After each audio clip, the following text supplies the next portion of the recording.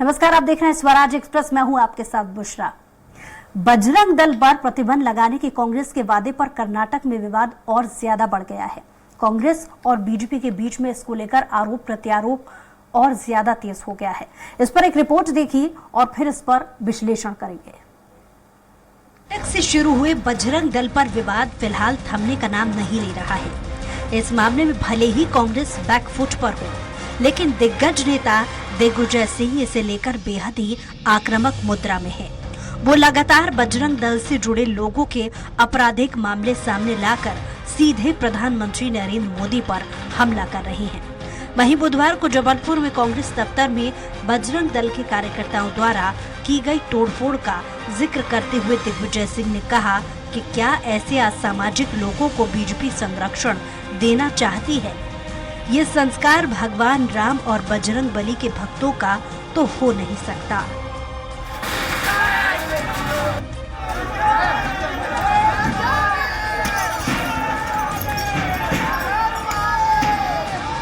दरअसल कर्नाटक चुनाव के लिए कांग्रेस ने अपने घोषणा पत्र में पीएफआई और बजरंग दल जैसे संगठनों पर बैन लगाने का वादा किया है।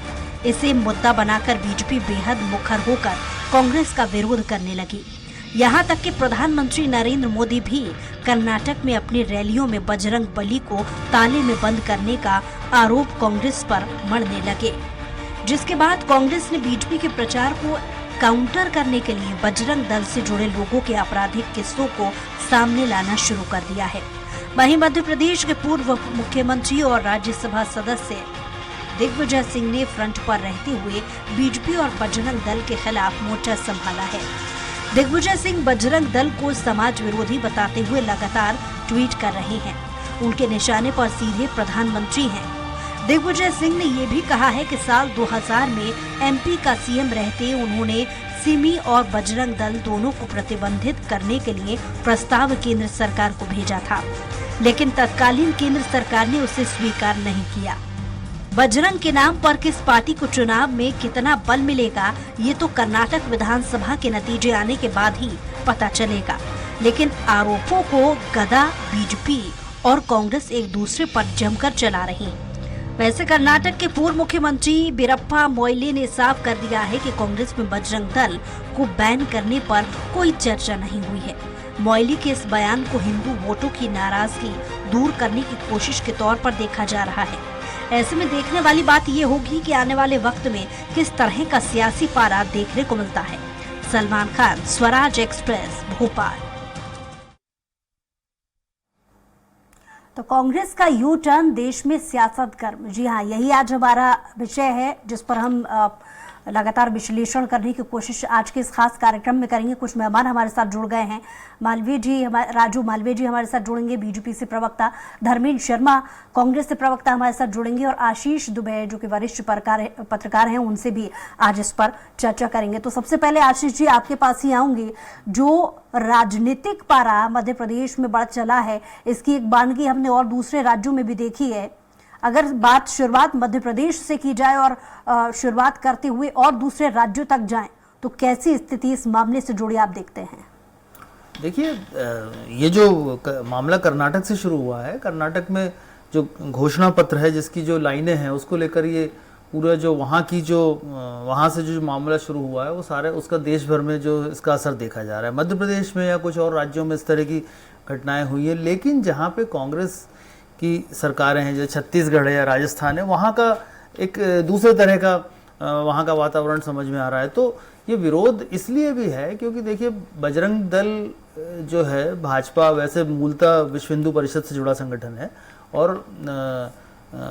उसको लेकर के जिस तरह से कर्नाटक में भाजपा ने प्रचार अभियान की शुरुआत दूसरे तरीके से या दूसरे तेवरों से की है, उसका असर पड़ना लाजमी है सब जगह पर। और कांग्रेस की जहां तक बात है तो मैं उसको यूं भी देखता हूं कि कांग्रेस ने वो घोषणा पत्र जो मैंने थोड़ा देखा था उसमें ये लाइन यूं है कि जो संगठन कानून तोड़ता है या इस तरह की बातें करता है उस पर कार्रवाई करने के लिए प्रतिबद्ध है। साथ में कांग्रेस ने उल्लेख किया था कि पीएफआई और बजरंग दल भी इस तरह नहीं कर सकते, ऐसा कुछ वो पूरा लाइन है। तो आशय इसका साफ था, कांग्रेस जो मैसेज देना चाह रही थी वो उसने देने की कोशिश की, लेकिन जो रिएक्शन आया है दूसरी तरफ से उसको लेकर के कांग्रेस का जो है यू टर्न है वो होता है। और दूसरी बात ये भी है कि एक अभी एक राजनीतिक रूप से एक नया संघर्ष या नई लड़ाई राजनीतिक दलों में शुरू होने वाली है। लोकसभा का चुनाव है 1.25 साल बाद, मध्य प्रदेश, राजस्थान, छत्तीसगढ़ और बहुत जगह चुनाव होने वाले हैं राज्यों के। तो कांग्रेस यदि इस लाइन को लेके आगे बढ़ती है, जो छत्तीसगढ़ से जिसकी प्रतिध्वनि हम सुन रहे हैं कि बजरंग दल पर बैन लगाया जाएगा, तो अगर इस लाइन को लेके चलते, हालांकि कांग्रेस ने इससे इनकार किया कि उसने सीधा ऐसा नहीं कहा, लेकिन अगर इस लाइन को लेके कांग्रेस आगे बढ़ेगी तो दूसरे राज्यों में उसको हो सकता है कि चुनाव में दिक्कत हो और उस पर वो ठप्पा और मजबूत हो जाएगा कि वो सिर्फ एक ही वर्ग के तुष्टीकरण की कोशिश करती है। तो इसलिए कांग्रेस ने बीच का रास्ता निकाला है। लेकिन मध्य प्रदेश में ये जो मुद्दा है, मुझे ऐसा लगता है कि जब 6 महीने बाद यहाँ चुनाव का माहौल शुरू होगा तो भाजपा इस मुद्दे को फिर हवा देगी या फिर कांग्रेस को परेशानी में डालने की कोशिश करेगी। तो ये एक राजनीतिक चूक है या ये एक रणनीतिक कांग्रेस का दाव है, ये उस वक्त समझ में आएगा जब कर्नाटक का नतीजा आ जाएगा। चलिए लौटूंगी आशीष जी आपके पास। हमारे साथ धर्मेंद्र जी भी जुड़ गए हैं, कांग्रेस प्रवक्ता। क्योंकि सियासतदार जिस तरीके से इस मामले को भुनाने की कोशिश कर रहे हैं, आखिर कांग्रेस अपना स्टैंड किस तरीके से क्लियर करने की कोशिश करेगी? क्योंकि जैसा कि आप जिक्र कर रहे थे आशीष जी, ये पूरा मामला मिसअंडरस्टैंडिंग से शुरू हुआ है जो कहीं और मोड़ ले रहा है। ये चुनावी माहौल में एंड तक कहां जाएगा, किस तरीके से जाएगा, ये तो बाद की बात है, लेकिन कांग्रेस अपना स्टैंड इसको लेकर के कैसे क्लियर करेगी? धर्मेंद्र जी बहुत स्वागत है। जी नमस्ते। देखिए, भारतीय जनता पार्टी के पास अब कोई मुद्दा नहीं बचा है राजनीतिक चर्चा करने के लिए और जनता से जुड़े हुए मुद्दों पर अपनी बात रखने के लिए। इसलिए वो अनर्गल आरोप प्रत्यारोप की राजनीति कर रहे हैं। रही बात कर्नाटक की, तो कर्नाटक में कांग्रेस पार्टी ने कहा जो भी आताताई संगठन जो समाज में नफरत फैलाने का काम करता है, भाईचारे को खत्म करने का काम करता है, उन पर कानून के दायरे में रहकर कार्रवाई करने का काम कांग्रेस पार्टी करेगी। लेकिन भाजपा के नेता क्या कर रहे हैं? बजरंग दल से बजरंग बली की तुलना कर रहे हैं, जो कि हमारे आराध्य देव हनुमान जी का सरासर अपमान है। इसके लिए भाजपा के नेताओं को माफी मांगनी चाहिए पूरे देश के सनातनी हिंदुओं से। उसका मुख्य कारण यह है कि आपने देखा अभी जबलपुर में किस प्रकार से बजरंग दल के हुड़दंगियों ने कांग्रेस कार्यालय में घुसकर आताताई रूप इख्तियार किया और उधम मचाया। क्या उनकी तुलना आप हनुमान जी से कर सकते हैं क्या? अभी रतलाम में आपने देखा हनुमान जी के सामने किस प्रकार का अर्धनग्न प्रदर्शन भाजपा के नेताओं द्वारा किया गया शिवराज सिंह के जन्मदिन पर। शिवराज सिंह जी के जन्मदिन के दिन रतलाम में जिस प्रकार की घटना हुई हनुमान जी के सामने, क्या उसको भारतीय जनता पार्टी के लोग सही ठहराएंगे?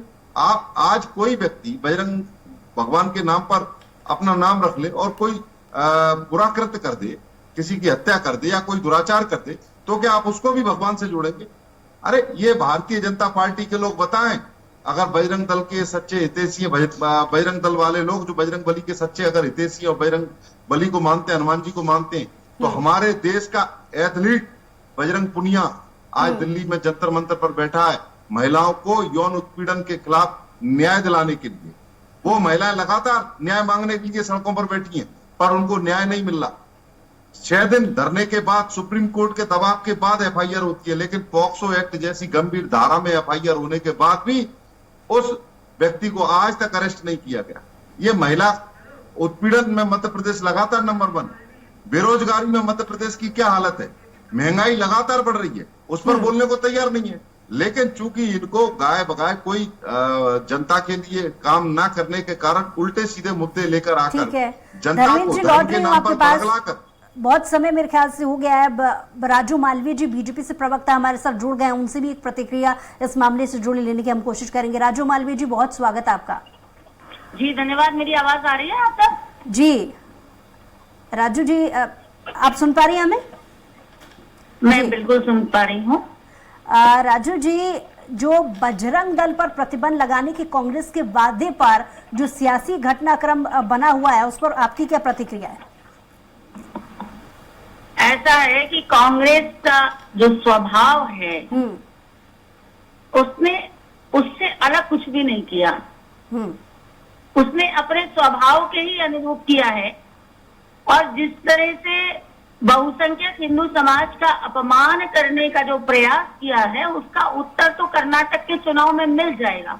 क्योंकि बजरंग दल हिंदू समाज के युवकों का संगठन है जो समाज की सुरक्षा का काम करता है, जो समाज में लगातार सेवा, सुरक्षा और संस्कार के माध्यम से समाज के लिए काम करता है। फिर चाहे कोई विधर्मी हमारी बेटी को उठा के ले जाए तो उसे वापस लाने का काम हो, या कसाईयों से गौकशी करने वाले लोगों से गाय माता को छुड़ाने का काम हो, या जहां समाज के मान सम्मान को, प्रतिष्ठा को ठेस पहुंचती है, उस हर जगह बजरंग दल मौजूद होता है। मेरे साथी अभी जिस तरह की बात कर रहे हैं, मुझे बड़ा आश्चर्य होता है कि जो एक व्यक्ति पूरे समाज का विध्वंस कर सकता है कि बड़ा पेड़ गिरता है तो कुछ तो होता ही है, वो इस तरह की बात कर रहे हैं। और आज जिस तरह उन्होंने कर्नाटक चुनाव के पूर्व बजरंग दल की तुलना पीएफआई जैसे आतंकवादी संगठन से की है, जो लगातार आतंक को पोषित करता है, आतंक को बढ़ावा देता है,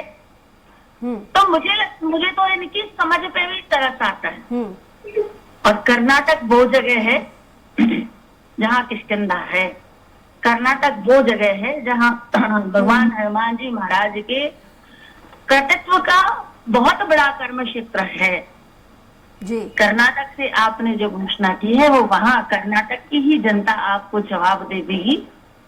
ठीक है, आप इस लायक भी नहीं बचोगे कि आप किसी संगठन पर प्रतिबंध लगाने की सोचोगे। चलिए, इसका जवाब देने के लिए धर्मेंद्र जी, कांग्रेस प्रवक्ता, वो भी लगातार हमारे साथ जुड़े हैं। आप ही के सवालों का जवाब उनसे ले लेते हैं। धर्मेंद्र जी, अभी तक आपने राजू मालवीय जी को सुना, कितना इत्तेफाक रखते हैं इस बात से? क्योंकि इस बीच ये भी लगातार सवाल पूछे जाते रहे हैं कि पीएफआई से तुलना पर बीएचपी और बजरंग दल ने, क्योंकि कुछ दिन पहले प्रदर्शन भी किया था, ये तुलना करना कहाँ तक सही?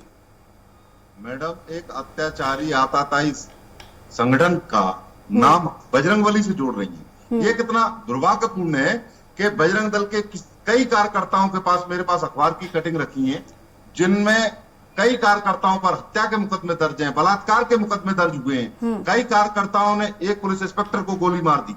आप ऐसे कार्यकर्ताओं को हनुमान जी से जोड़ रही हैं, ये बहुत ही शर्मनाक है। सनातनी हिंदुओं का अपमान है। भारतीय जनता पार्टी के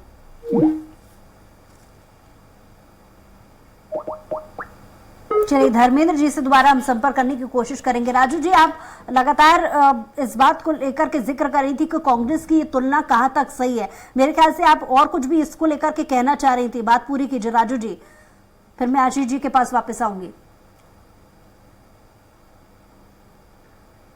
राजू मालवीय जी, आपको आवाज मिल रही है? चलिए, उनके पास भी हम लौटेंगे। लगातार आशीष जी भी हमारे साथ जुड़े हुए हैं। आशीष जी, आपने दोनों ही प्रवक्ताओं को सुना, एक तरफ कांग्रेस, एक तरफ बीजेपी। हमने देखा दोनों ही की जो जुबानी सियासी तीर चले हैं, उसमें एक दूसरे पर इसकी सियासत करने का आरोप दोनों ही पार्टियां लगा रही हैं। आप किस तरीके से देखेंगे? देखिए, सियासत तो ये है, सियासत तो निश्चित तौर पर है। कांग्रेस ने जो घोषणा पत्र में जो बात कही है, जिस तरह से कही है, भले घुमा के कही है, जिस तरह भी कही है, उसने कांग्रेस ने भाजपा पर एक निशाना तो साधा ही था, लेकिन उसका इतना तेजी से जवाब उसका आया है, इस तरह से वो रिएक्ट हुआ है कि उसके बाद कांग्रेस को उस पर थोड़ा सा डिफेंसिव मोड में आना पड़ा। तो इसलिए, क्योंकि जब सियासत की गई है तो दूसरी तरफ से भी सियासत है।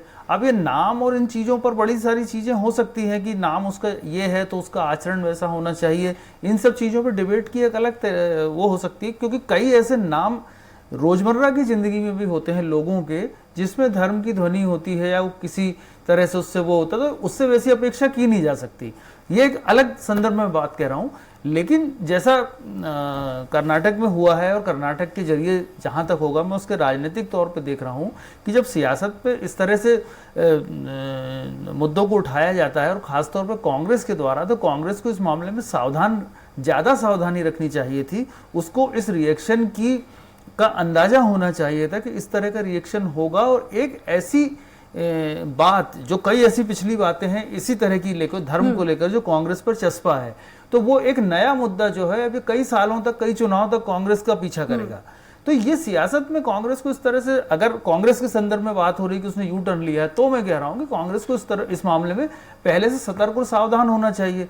दूसरी बात यह है कि कांग्रेस का जो इतिहास उसमें आप देखेंगे कि 80 के दशक के ठीक है, आधे लौट रहे हो आपके पास। बहुत अच्छी बात आपने कही है, इससे जोड़ा एक सवाल मैं अगला आपसे लूंगी, लेकिन धर्मेंद्र जी की बात अधूरी रह गई थी। पहले आप अपनी बात को पूरा कीजिए। फिर डैमेज कंट्रोल की जो नीति है वो कांग्रेस अब किस तरीके से अपनाएगी, नीति क्या होने वाली है? क्योंकि जाहिर है आने वाले वक्त में मध्य प्रदेश में भी दो अलग अलग चुनाव है, लोकसभा भी है, राज्य विधानसभा के भी है। ऐसे में किस तरीके से डैमेज कंट्रोल करेगी, क्योंकि बीजेपी पूरा इसका ठीकरा खुद कांग्रेस पर फोड़ रही है, क्या कहेंगे? और वो धार्मिक विषयों पर राजनीति को लेकर चले जाते हैं। आप धर्म भगवान से किसी संगठन को जोड़ने लगते हैं। अरे ये कल को कोई घोटालेबाज व्यक्ति बजरंगबली के नाम पर संगठन नाम रख ले और कोई बहुत बड़ा घोटाला कर दे, उसको आप हनुमान जी से जोड़ेंगे क्या? ये अलग विषय है। मैं तो अपने साथी प्रवक्ता से पूछना चाहता हूं, जो भारतीय जनता पार्टी की ओर से अपना पक्ष रख रही है, वो स्वयं महिला, वो बताएं कि हमारे देश को पूरे विश्व में गौरवान्वित करने वाली हमारी बहन बेटियां सड़कों पर बैठी हैं, उनको न्याय नहीं मिल रहा। लगातार मध्य प्रदेश में महिला अत्याचार बढ़ रहा है। महिला अत्याचार में मध्य प्रदेश नंबर 1 है। 18 साल से शिवराज सिंह चौहान मध्य प्रदेश के मुख्यमंत्री हैं। इन विषयों पर कौन जवाब देगा? लेकिन भारतीय जनता पार्टी के नेता असल मुद्दों पर चर्चा नहीं करते। आज मुरैना में इनके गृह मंत्री को चिट्ठी लिखने की फुर्सत हो गई कमलनाथ जी को बजरंग दल के लिए, और कांग्रेस कार्यालय में घुसकर बजरंग दल के कार्यकर्ताओं ने जिस प्रकार का आतंक मचाया, उन पर अभी तक कार्रवाई नहीं। मुरैना में 6 लोगों की सरेआम गोली मारकर हत्या कर दी गई, लेकिन उस गृह मंत्री को यह देखने की शर्म नहीं है, ना इस प्रकार का उनका आचरण है कि वो ये देखें कि प्रदेश की कानून व्यवस्था क्या है। लेकिन उनको फिल्मों के रंग और फिल्मों के सीन, इनमें बड़ा इंटरेस्ट आता है। मध्य प्रदेश के गृह मंत्री और मुख्यमंत्री मध्य प्रदेश की कानून व्यवस्था को नहीं संभाल पा रहे। मध्य प्रदेश में चारों तरफ इस समय भय का वातावरण बना हुआ है। भ्रष्टाचार चरम पर है, महिलाओं पर अत्याचार लगातार बढ़ रहा है, बेरोजगारी का आलम आप देखिए, युवाओं को रोजगार है नहीं, झूठ पर झूठ बोलते हैं। खत्म हो गया। ये अगला सवाल मेरा होने वाला था राजू जी से। राजू जी, कुछ देर पहले धर्मेंद्र जी ने भी इस बात का जिक्र किया कि क्या राजनीति का स्तर इतना गिर गया है कि जो विकास के मुद्दे हैं या जो जरूरी मुद्दे हैं उनसे भटककर धर्म की राजनीति की जा रही है। ये कहाँ तक सही है? क्योंकि इस बात का जिक्र कुछ देर पहले आप भी कर रही थी कि कांग्रेस इस स्तर पर उतर आई है। तो आपको नहीं लगता कि चाहे वो बीजेपी हो या कांग्रेस, दोनों ही को कुछ जरूरी मुद्दों को लेकर के बातचीत करनी चाहिए? धर्म कब तक आड़ बना रहेगा? देखिए, धर्म तो हर इंसान के जीवन की धुरी है और राजनीतिक दल भी उससे अछूते नहीं रह सकते। लेकिन ये विषय की शुरुआत किसने की, मैं आपसे ये पूछना चाहती हूँ, मेरे साथी प्रवक्ता से ये पूछना चाहती हूँ कि विषयांतर करके विषय से हटकर अन्य विषयों की चर्चा करने का उनका उद्देश्य क्या है? अगर उनको अन्य विषयों पर भी चर्चा करना है, उसके लिए भी अगली डिबेट आप तय कर लीजिए, मैं उसमें हाजिर रहूंगी। लेकिन आज जिस विषय पर बातचीत हो रही है कि कांग्रेस का यूटर्न, अब आपका जमीर नहीं जागा था जब हनुमान जी के सामने अर्धनग्न प्रदर्शन किया गया था। हनुमान जी के सामने आपके मुख्यमंत्री के जन्मदिन के दिन रतलाम में अर्धनग्न प्रदर्शन किया गया था, तब आपका जमीर नहीं जागा? तब आपका नहीं थी? तब आपका नहीं थी जब हनुमान जी का अपमान करने का काम भारतीय जनता पार्टी के नेताओं द्वारा किया गया। लगातार आप लोग धर्म के नाम पर जनता को बरगलाने का काम करते हैं। बजरंग दल को छेड़ने की कोशिश की है, छेड़ोगे तो लंका तो जलेगी साहब। अरे ये तो आपको कर्नाटक के चुनाव में जनता बताएगी। आप कर्नाटक का चुनाव तो हार ही रहे हैं। 40% कमीशन लेने वाली भारतीय जनता पार्टी को 40 सीट भी नहीं मिलने वाली कर्नाटक में। और मध्य प्रदेश में भी आपकी विदाई तय है। मध्य प्रदेश में पूर्ण बहुमत की सरकार कमलनाथ जी के नेतृत्व में बनने जा रही है। यहाँ 50 सीट भी नहीं जीत पाओगे। जनता आपके इस दुराचारी चेहरे को पहचान चुकी है। आप लगातार केवल और केवल धर्म के नाम पर राजनीति करते हैं, इसके अलावा कुछ नहीं। धर्मेंद्र जी, आप जैसा कि आप ही से मेरा सवाल अगला यही होने वाला है कि आपको नहीं लगता धर्मेंद्र जी कि ये देखिए, ये पूरे देश के लिए बहुत सेंसिटिव मुद्दा है। अगर इस तरीके की राजनीति होगी तो धर्म विशेष पर आंच तो आएगी, और इस तरीके से जो समाज का मैडम, माहौल है कांग्रेस वो भी और खराब होगा। मैं- इस तरीके के सेंसिटिव मामले पर आपको नहीं लगता कि चाहे वो मैं किसी भी पार्टी का यहाँ पर पक्ष नहीं ले रही हूँ, चाहे वो बीजेपी हो या फिर कांग्रेस हो, आपको नहीं लगता कि नेताओं को भी अपनी भाषा में संयम बरतने की कोशिश करनी चाहिए? क्योंकि ऐसे सेंसिटिव मामलों पर वो मुखर होकर के बोल रहे हैं बजरंग दल बैन होगा तो सारी मस्जिदों को विपक्ष की मांग पर विषय को सेंसिटिव बताना बरसिंह ये गिरिराज सिंह जी कह रहे हैं। तो ऐसे अलग अलग पार्टियों के नेताओं के बयान भी सामने आ रहे हैं। धर्मेंद्र जी, आपके लिए बजरंग दल जैसा एक अत्याचारी संगठन सेंसिटिव विषय है, और महिला जो हमारी न्याय मांग रही है, एक दुराचारी व्यक्ति जिसने उस हमारी एथलीट के साथ, जिन्होंने विश्व में हमारा नाम रोशन किया, उनके साथ छेड़खानी की, उनको न्याय नहीं मिलना, बहुत सेंसिटिव विषय नहीं है। एक बजरंग बली के नाम पर एक आतताई संगठन ने अपना नाम रख लिया, और वो आतताई संगठन कांग्रेस कार्यालय में घुसकर उत्पात मचाता है। कभी एक पुलिस इंस्पेक्टर को उसके कार्यकर्ता सरेआम गौकसी के आरोप में गोली मार देते हैं। मेरा सवाल हर एक पार्टी के नेता से था, संगठन को आप सेंसिटिव इसलिए मान रहे हैं। मेरा सवाल हर एक पार्टी के नेता से था, क्योंकि यहाँ पर इस- नेताओं को भी अपनी भाषा में संयम बरतने की जरूरत है। इसका जवाब मैं राजू जी से भी लूंगी, लेकिन उनके पास लौटूंगी। मैडम, पहले मैडम, प्रतिक्रिया इस इस पर मैं देश की जनता आशीष जान जी चुकी की है। जाऊंगी। इस आशीष देश जी, की जनता के लिए सेंसिटिव विषय, आशीष जी आपका रिएक्शन, फिर राजू जी के पास लौटूंगी। जी नहीं, देखिए इसमें धर्म और राजनीति को आदर्श स्थिति तो ये है कि अलग अलग ही रख के किया जाना चाहिए। लेकिन अब जबकि दोनों ही दल, ये बल्कि कहा जाए कि सारे ही दल इस तरह की चीज़ों का कहीं ना कहीं समावेश करते हैं अपने एजेंडे में या अपने भाषणों में, अपने इसमें, तो ये चीज़ें अब जो परिस्थितियां हैं उसको देख के माना जा सकता है कि अभी अगले कुछ साल इसको अलग नहीं किया जा सकता। ये एक आदर्श परिस्थिति की बात है। लेकिन ये भी इसमें सही बात है कि इसके अलावा देश में बहुत सारे मुद्दे हैं, उन पर भी बहुत बहस और डिबेट होनी चाहिए। अब लेकिन फिर तीसरी बार मैं कहूँगा कि कर्नाटक के से जो ये जो एक नई बहस पैदा हुई है, एक जो नया मामला सामने आया है, ये नहीं आना चाहिए था। और इसमें प्रारंभिक तौर पर मैं मानता हूं कि कांग्रेस को इस पर सतर्क और सावधान रहना चाहिए था। वो उसका रिएक्शन भांप ही नहीं पाई, और इसलिए मध्य प्रदेश या जो भी राज्यों में चुनाव होने हैं उसमें वो इसकी छाया से उबरने में उसको बहुत दिक्कत आएंगी। तो मध्य मैं सिर्फ इन चुनाव भर की बात नहीं कर रहा हूँ, ये जो एक छवि किसी पार्टी के साथ जुड़ती है, इससे निश्चित तौर पर पार्टी को बचना चाहिए, चाहे कोई सा भी दल हो। उसमें सबसे बड़ी बात है कि जो देश के ज्वलंत मुद्दे हैं उन पर ज्यादा फोकस होना चाहिए, लेकिन वो फोकस कैसे हो ये भी इन दलों को ही सोचना होगा। बिल्कुल। राजू जी कुछ कहना चाह रही हैं, इसी पर बहुत देर से प्रतिक्रिया देना चाह रही हैं। जी पहले आप अपनी प्रतिक्रिया दीजिए राजू जी। नहीं, मैंने तो धर्मेंद्र जी की बात का ही उत्तर दिया कि, और आपके प्रश्न का उत्तर दिया कि आपने कहा कि राजनीतिक दल ऐसा करते हैं। मैंने तो इतना पूछा कि इसकी शुरुआत किसने की। मैं हमने तो स्टेटमेंट को लेकर, मेरा सवाल फिर सुनिए, मैं स्टेटमेंट को लेकर के बात कर रही हूँ कि क्या इस बात पर गंभीरता से नहीं सोचना चाहिए कि नेताओं को अपनी भाषा पर संयम रखना, क्योंकि उनके स्टेटमेंट ही होते हैं, उनके बयान ही होते हैं जो जनता के बीच में अगर फैलते हैं तो एक गलत मैसेज कन्वे करने की कोशिश होती है। आपको नहीं लगता? किस गलत बयान की आप बात कर रहे हैं? यदि हिंदू समाज को छेड़ा जाएगा, हिंदू समाज के संगठन जो शांति से अपना काम कर रहे हैं, इस समय हमारे बजरंगियों के अरे आप हिंदू समाज की कोई ठेकेदार है क्या? मैं सनातनी हिंदू हूँ, मैं घर से कहता हूँ मैं सनातनी हिंदू हूँ। भारतीय जनता पार्टी कोई हिंदुओं की ठेकेदार नहीं है।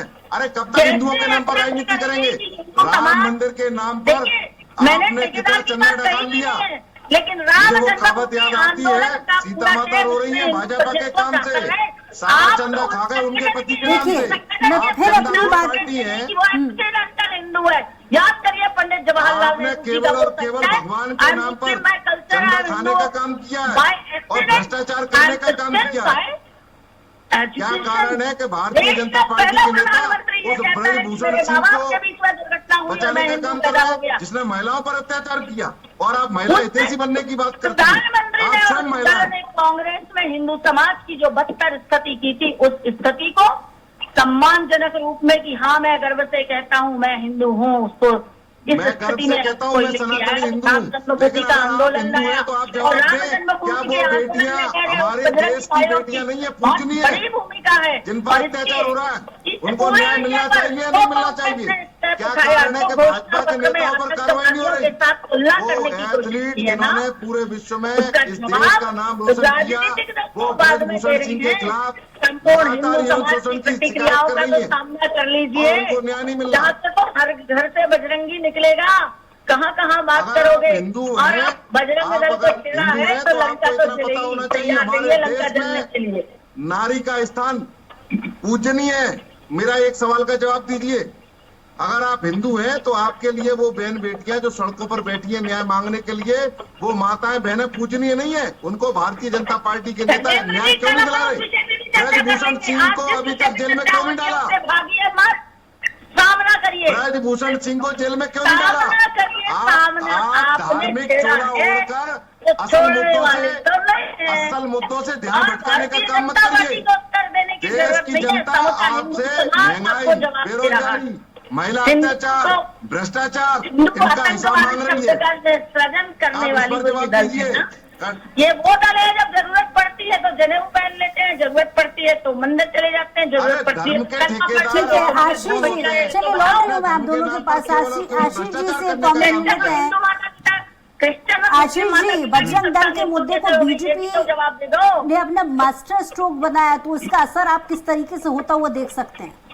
देखिए बजट इस मुद्दे पे ये सीधा मुद्दा ऐसा है कि कांग्रेस जो है अनायास ही बीजेपी की पिच पर खेलने चली गई है इस मुद्दे से। तो निश्चित तौर पर जब हिंदुत्व की बात आती है, धर्म की बात आती है, तो उसमें जो आम जनों की राय है उसमें वो मानते हैं कि हिंदुत्व के आधार पर यदि कोई फैसला करना है तो लोग मानते हैं कि भाजपा ज़्यादा बेहतर पैरोकार हो सकती है। ये एक सही स्थिति है जो लगातार इस पर होती रही है। गुजरात का चुनाव भी इसका उदाहरण है और बहुत सारे प्रकरण हैं। तो भाजपा निश्चित तौर पर इसका फायदा उठाने की कोशिश करेगी, लेकिन कर्नाटक की अगर आप बात कर रही हैं तो कर्नाटक की जो परिस्थितियां हैं वहां लगातार जो चुनाव होते हैं उसमें भाजपा सत्ता में आती है, फिर दूसरा दल भी आता है, लेकिन कांग्रेस का वोट प्रतिशत लगातार भाजपा से ज्यादा आता है। तो इसलिए वो चुनाव बहुत दिलचस्प होगा और ये चुनाव देश भर में ये बात तय करेगा कि फिर कांग्रेस की छवि क्या होगी, भाजपा की लाइन क्या होगी, तो बहुत सारी चीजें तय होंगी। तो इसलिए ये इसका जो 13 तारीख को जिसका जब नतीजा आएगा तो मैं जो बार बार जो मैं ऐसा सोचता हूँ कि ये कांग्रेस के लिए बहुत निर्णायक होगा कि उसको फिर किस लाइन पे बाकी के चुनाव लड़ना है। और वरना अगर ये नतीजा उसके पक्ष में नहीं होता है तो कांग्रेस को बाकी राज्यों में भी फिर इस पिच पर खेलने में बहुत ज्यादा दिक्कतें होंगी। चलिए, बहुत शुक्रिया आप तीनों ही मेहमानों का हमारे साथ जुड़ने के लिए, इस डिबेट में शामिल होने के लिए। राजू जी आपका भी, धर्मेंद्र जी आपका भी बहुत शुक्रिया और आशीष जी आपका भी बहुत शुक्रिया। बहरहाल इस मामले पर जो सियासी पारा है वो भरपूर देखने को मिल रहा है। अब देखने वाली बात होगी कि चुनावी नजदीक होते ही माहौल किस तरीके का होता है। बहरहाल हमारी खास पेशकश में था। कुछ और खबरों के लिए देखते रहिए स्वराज एक्सप्रेस।